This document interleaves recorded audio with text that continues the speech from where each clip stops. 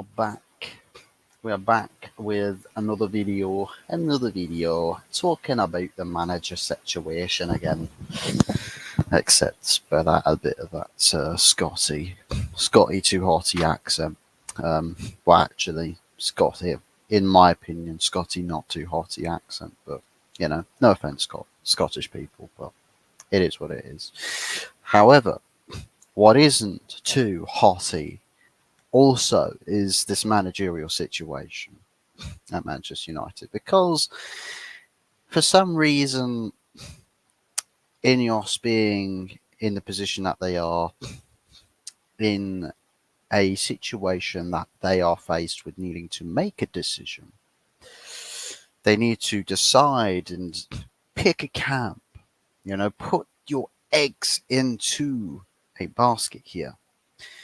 It doesn't look like they've taken the initiative in putting any eggs into any basket, but rather say, well, we'll give you a couple of games, says one outlet, couple games to save your job.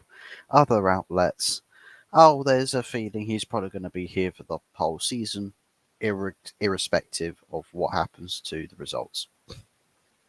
So, I mean, does that mean United could legitimately be relegated? Could be relegated? And they wouldn't act on it?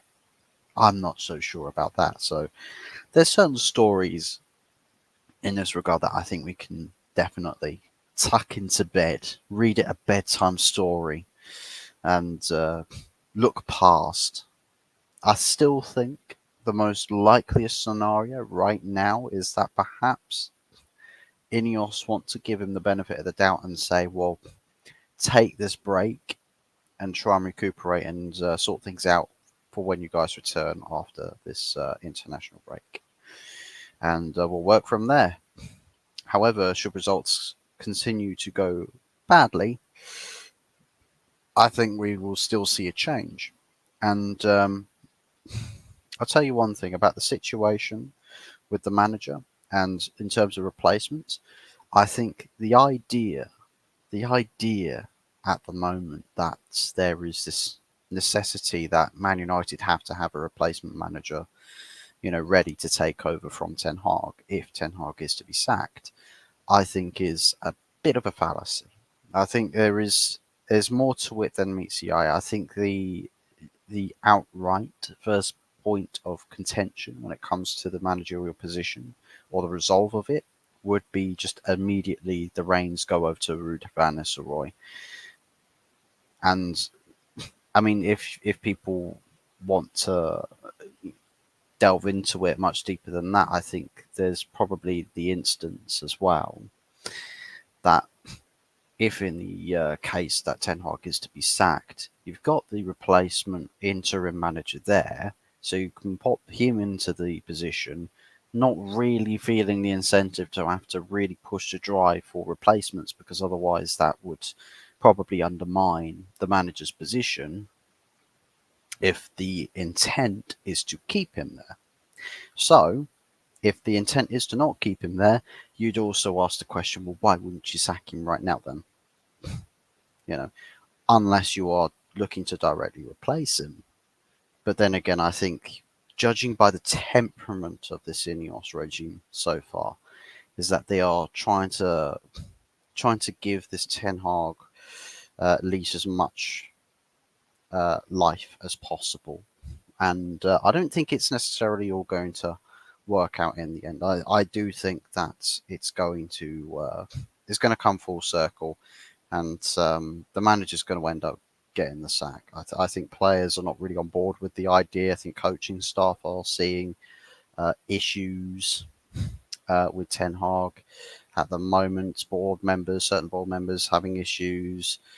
People inside the club, outside the club, all over the club basically, have issues with Ten Hag's prolonged stay at the club. Now, Thomas Tuchel, a name that the media has absolutely been swirling around the cauldron of Manchester United's toxic brothel. And what is happening with Thomas Tuchel? Well, it seems to be that it's breaking, right? That he's on his way to manage England. Now, slightly intrigued. Slightly intrigued. I think it's an interesting appointment for England to make, and it does say that maybe the FA are somewhat thinking about pushing for trophies a little bit more seriously. Just a little bit more seriously. I think Thomas Tuchel is, a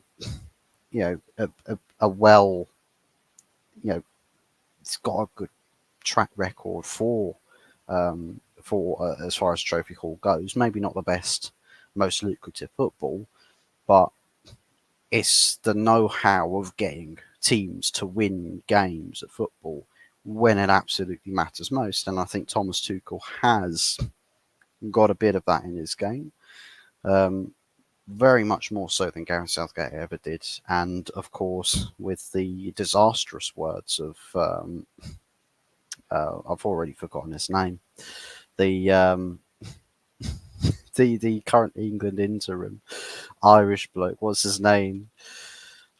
Oh God, Lee Carsley. That's how that. Do you know that's significant? That's how absolutely insignificant this interim manager is. I don't even know his name. We're still in international break, guys. I genuinely do not know his name. But what can you say?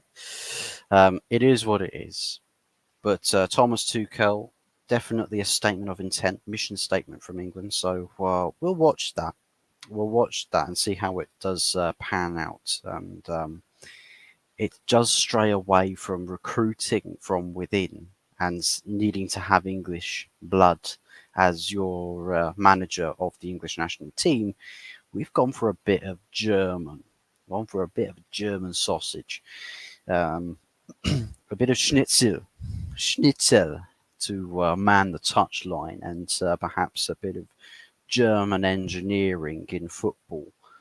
Um, it'll be interesting to see how it fares. What kind of a mesh are we going to see? What kind of link up are we going to have? What kind of chemistry, management style, deliverance of method to any madness that may occur? There's a lot of variables that can prove this to either be a raging success or a flaccid failure. But what it does do is it sorts out the odd bookies as to who would take over at Man United. And I think it's fair to say that Thomas Tuchel to Man United is now officially dead permanently and for good, even though the likelihoods of him being the next manager were quite slim. But I think it's just for the sake of the bookies, just to sort of get them to stop talking a little bit.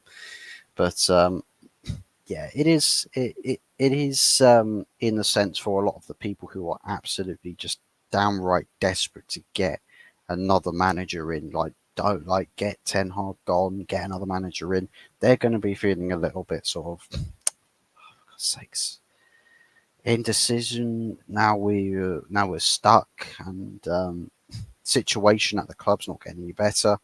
But I do genuinely feel like this managerial situation, irrespective of what happens to Ten Hag, it's going down the Ruud van Nistelrooy route or Rene Heck. It's going down that path, regardless of what the permanent choice is. Whether permanent choice comes in before end of season or comes in at the end of the season. So yeah, that's something that I'm still feeling like is going to be the outcome here. I do think that Manchester United will eventually sack Ten Hag. As to when they choose to pull the trigger, I think it could be after Brentford if it's a bad result. Could be after Fenerbahce, depending on if we win if we win one game, lose one game, or worse off, lose both. I mean, we can't really sit here and say, well, draws will be okay because draws in the retrospect of things are 2 points dropped and only 1 point gained. You still lose ground against teams that win. inevitably lose ground against teams that win, and we're not in a good league position anyway. So winning is absolutely imperative and must is absolutely must win. Um, so yeah, I think as far as things go, Ten Hag, by the looks of it, staying, yeah, definitely short term, definitely short term. Long term, I think no. Let's not entertain that Ten Hag's going to be here for the whole season, because I can't imagine Ineos would genuinely just murder the season, completely murder the season with absolute, like, yeah, lack of ambition. It would be a lack of ambition, because it's just it would just be a case of accepting defeat essentially. Whereas you want to sit there and say, well, we want to change something because we're desperate for things to get better. We need things to get better, so we'll constantly make changes we need to make and search for things to be better. Um, but yeah, I think we can rule out Thomas Tuchel being Man United manager, and it's just a question of when for Ten Hag getting the sack rather than if for me. So we'll see how that goes. Tell you who else, somebody else at the club that has lost their job recently is Sir Alex Ferguson. Sir Alex Ferguson, no longer ambassador of the club, will still have a sort of presence, a presence role at the club. I can't remember what exact presence it is, but he's still sticking around. It's just not being paid officially for a role as an ambassador at a club, which I can sort of. I know a lot of people are absolutely outraged by this. There's a lot of people that say, "How dare they treat a legend like this? How dare they do this? How dare they do that?" And I'm thinking, well, I mean, Manchester United, we're trying to get away from the Man United trying to be like Fergie, right? I think it's like a Ferguson is still gets to be around the club that he was so successful with. He still gets to be here. It's just he's not going to have an official role that pays him a lot of money. I think Ineos look at it from a business perspective and deem it unnecessary. They think it's a bit unnecessary that Sir Alex needs to be sat there collecting paychecks without really having a distinctive impact on the club. And as much as things can be considered, all good things have to come to an end.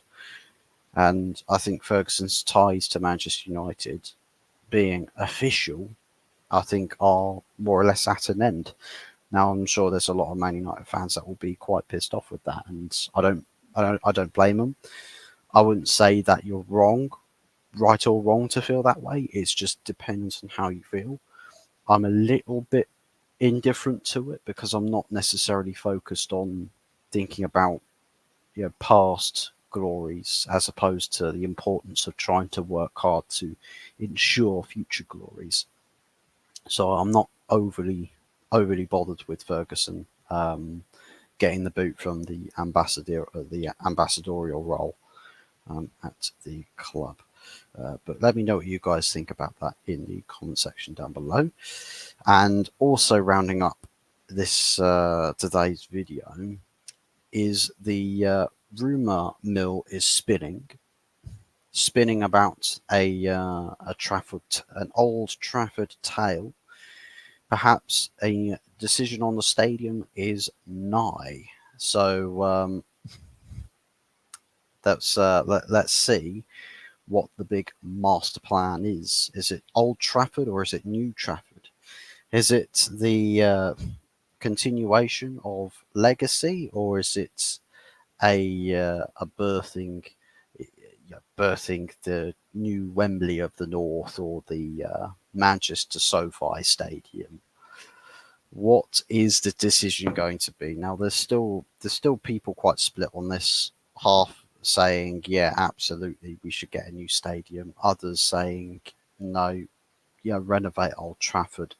I think the similarities of cost I think to renovating Old Trafford is still quite significant, and I know there's a lot of people that will say, but you know, it's like similar arguments that they're talking about the new Everton stadium. Goodison Park has character, like genuine character. It looks like a proper traditional football ground that's been around for a century at least, right? And of course, it would have undergone quite a few renovations since said erection date on the stadium plans or the initial opening of the stadium of Goodison Park. But it's like its heritage, right? A club heritage. What is this club? What does it stand for? What does it mean? And I think a lot of people saying, "Well, I prefer having a stadium that's got class, got heritage. It's unique, right? It's unique. It's not soulless like these new, futuristic bowl design stadiums." But I think it sort of comes a point where I think the direction football's going, football doesn't really have any respect for heritage anymore. And I think it's understanding as to when we've got to make the decision that I think a lot of people don't like, to move with the times. And I think this might just be another decision that has to be made to move with the times. Build a new stadium. Um, but I think it should be absolutely significant that if we do opt to go for the new stadium, that some semblance of Old Trafford currently has to remain. It like do not completely knock it down and just remove it, wipe it off the face of the earth. Keep a stadium there. Keep a venue there. I think downsizing it so it doesn't look as big, so it's not as high a maintenance cost for like the local council or something. Because I can imagine that they'll probably hand the rights of the stadium over to the council. Um, or well, actually, I say that, but if they opt to continue to use it, then I suppose it would still be in Manchester United's best interests. But if it is just to be sort of let go as just a sporting venue, then maybe they would give it back to the council or sign a part of it to the council whilst the club own the rest of it to continue using as the initial plans I think were for the downgrading original Old Trafford plan, for under 21s and the women's team's official home venue. So maybe there's that to look into. But I think the big soulless toilet bowl stadium plan is probably the most likeliest, and I think in terms of longevity, definitely the most favourable, probably the most financially exploitable. So whatever the decision is, it's coming soon, supposedly, and it'll be intriguing to see what the official decision is. Will it be the start of a new stadium endeavour, or will it be keeping the book of legacy open and just reading new chapters? We'll have to see what the decision is. But let me know what you guys think about that matter in the comment section down below. That's it for the video for today. Not even to mention Eric Cantona's comments about Ferguson's getting the boot from the ambassadorial role. I think it's safe to say he's not happy. He's not happy about it. You know, throwing all of Ineos in a bag of shit, big bag of shit, and I quote. But let me know what you guys think about the comments or the topics discussed in the video. And don't forget also to hit the likes and subscribe. And yes, we'll be back tomorrow for sure with the good, the bad, and the ugly. And don't forget also the return of predictions as well. So if you're interested in getting involved with the predictions for Premier League weekends, then do be sure to join us tomorrow, 8:30 p.m. for the good, the bad, and the ugly. We'll see you guys tomorrow. Enjoy the rest of your Tuesdays, and yes, take care, and we'll catch you tomorrow.